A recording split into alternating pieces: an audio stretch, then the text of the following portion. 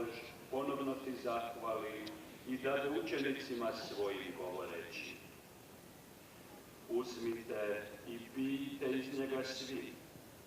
Ovo je kalež moje krvi, novoga i vječnoga saveza, koja će se proliti za vas i za sve ljude na otpuštenje grijeha. Ovo činite meni na spomen.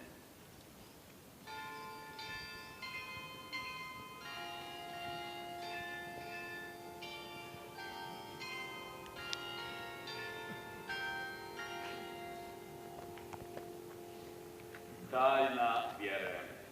Tvoju smrt, Gospodine, navještamo, Tvoje uskrsnuće slavimo, Tvoj slavni dolazak iščekujemo.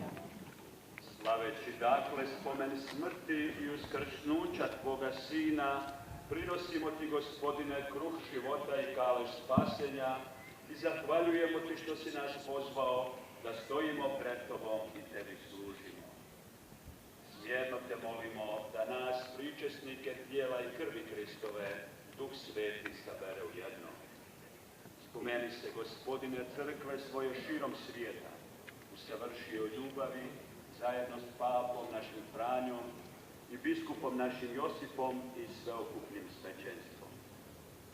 Spomeni se i naše braće i sestara koji usnuše u nadi uskrsnuća i svih koji preminuše u Tvom smilovanju, privedi ih svjetlu svoga lica. Molimo Te, smiluj se i svima nama, da zavrijedimo biti sudionici vječnoga života s blaženom Bogorodicom Djevicom Marijom, s blaženim Josipom njezinim zaručnikom, s blaženim apostolima i svim svetima koji su živjeli u Tvojoj ljubavi, da Te hvalimo i slavimo po Isusu Kristu, Tvome Sinu.